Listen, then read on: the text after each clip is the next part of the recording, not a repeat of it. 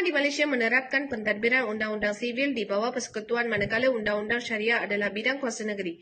Malaysia mempunyai sistem kehakiman yang berbentuk persekutuan lalu dibagikan kepada dua bahagian iaitu Mahkamah Persekutuan dan Mahkamah Negeri. Terdapat tiga lagi bahagian di bawah Mahkamah Persekutuan iaitu Mahkamah Atasan, Mahkamah Rendah dan Mahkamah As. Mahkamah Negeri pula mempunyai dua bahagian iaitu Mahkamah Syariah dan Mahkamah Adat. Menurut Perkara 121, Perlembagaan Persekutuan, Mahkamah mempunyai kuasa untuk mendengar dan memutuskan kes sivil dan jenayah. Ia juga mempunyai kuasa untuk memutuskan kesahihan undang-undang yang diluluskan oleh Badan Perundangan dan Pentadbiran. Badan Kehakiman juga mempunyai kuasa untuk mentafsir kandungan Perlembagaan Persekutuan dan Negeri. Mahkamah juga mempunyai kuasa untuk menyelesaikan perselisihan faham antara persekutuan dengan sesebuah negeri atau antara negeri serta menentukan sama ada undang-undang mengikut perlembagaan dan kesahihan tindakan eksekutif atau badan kehakiman itu sendiri. Tahap kebebasan badan kehakiman, kelakuan hakimnya dan kedudukannya sebagai badan bebas di bawah kerajaan semuanya diambil kira semasa menilai reputasinya. Perlembagaan raid diwujudkan untuk menghapuskan pengaruh politik daripada proses pemilihan kehakiman, tetapi hanya yang di-Pertuan Besar yang mempunyai kuasa untuk melantik ketua hakim negara. Di dalam Suruhanjaya Perlembagaan Raid, hakim tidak boleh dipecat kecuali oleh YDPA dengan persetujuan 2/3 daripada setiap Dewan Parlimen. Bukti bersalah atau hilang upaya mental atau fizikal perlu diusulkan terlebih dahulu. Seterusnya, Akta Parlimen mesti memperuntukkan dan membiayai gaji hakim dan faedah perkhidmatan daripada kumpulan wang yang disatukan. Gaji mereka termasuk pencen mereka tidak boleh diselaraskan. Hakim mempunyai hak untuk menerima pencen. Hakim tidak boleh digantikan oleh sesiapa tanpa kelulusan Ketua Hakim Negara. Hanya resolusi substantif yang disokong oleh 1/5 ahli Parlimen dibenarkan membentangkan tingkah laku hakim di Parlimen.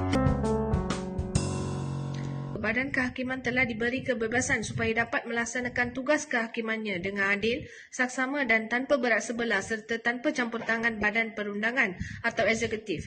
Dalam sidang Parlimen, tingkah laku hakim tidak boleh dipersoalkan tanpa usul yang mendapat persetujuan 1/4 daripada ahli Dewan. Pampasan hakim ditetapkan melalui Akta Parlimen dan dibayar daripada dana yang disatukan dalam artikel 125 dalam kurungan 6. Hakim juga dikecualikan daripada tindakan undang-undang semasa menjalankan tugas mereka dan tidak perlu mengulas apa yang orang lain katakan. Perkara 4 dalam kurungan 1, Perlembagaan Persekutuan menyatakan bahawa Perlembagaan Persekutuan adalah undang-undang tertinggi dan mengatasi semua undang-undang lain. Pentadbiran telah mengubal 4 semakan yang ketara iaitu kepada Perkara 5, 85, 121 dan 145 Perlembagaan, meningkatkan kuasa eksekutif dalam beberapa bidang sekaligus mengurangkan kuasa badan kehakiman. Pendakwa raya bermakna kuasa kehakiman adalah keupayaan setiap kerajaan berdaulat membuat penghakiman dan menyelesaikan isu yang menjadi pertikaian hak kepada kehidupan, kebebasan atau harta benda.